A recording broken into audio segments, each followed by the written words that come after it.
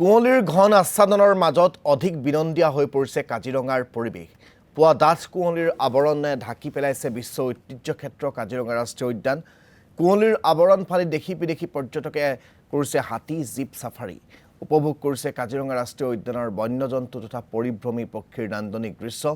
থৰক বৰক খোজেৰে মাতৃৰ সৈতে খোজকাঢ়ি যোৱা এটি সদুজ্জাত হৰিণা পোৱালিও দৃষ্টি কাঢ়িছে পৰ্যটকৰ। অগৰাতলী বনাঞ্চলৰ এই বিশেষ দৃশ্যই মন্ত্ৰমুগ্ধ কৰিলে পৰ্যটকসকলক। টুৰিষ্ট গাইড তকিব আলীৰ কেমেৰাত বন্দী হোৱা এই বিশেষ দৃশ্যই ৰোমাঞ্চিত কৰি তোলে সকলোকে।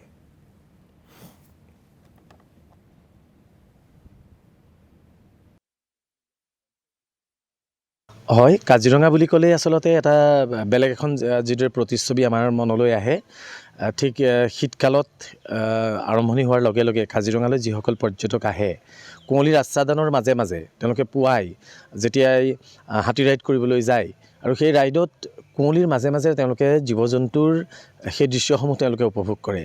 আৰু যিসমূহ পৰিভ্ৰমী চৰাই আৰু যিখিনি আমাৰ থলুৱা চৰাই, সেই চৰাইসমূহ পোৱাৰ যিটো সতেজ সময়ছোৱা, সেই সময়ছোৱাতে সেই চৰাইখিনি তেওঁলোকে চাবলৈ পায় আকৰ্ষিত অনুভৱ কৰে। আৰু সেয়েহে কাজিৰঙাত আচলতে একমাত্ৰ কাজিৰঙাই এনেকুৱা এখন ঠাই পৰ্যটকৰ বাবে য'ত হাতী ৰাইড এতিয়াও খোলা দিয়া আছে, আৰু সেইকাৰণে পৰ্যটকসকলৰ প্ৰথম পচন্দ হৈ পৰে হাতী ৰাইড।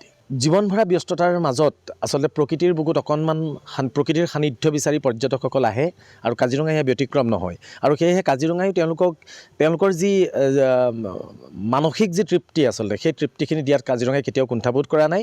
আৰু এই শীতকালত যেতিয়া কুঁৱলীৰ মাজে মাজে তেওঁলোকে যেতিয়া ৰাষ্ট্ৰীয় উদ্যানত প্ৰৱেশ কৰে হাতীৰ পিঠিত উঠি, আৰু তেওঁলোক ৰোমাঞ্চিত হৈ পৰে আচলতে।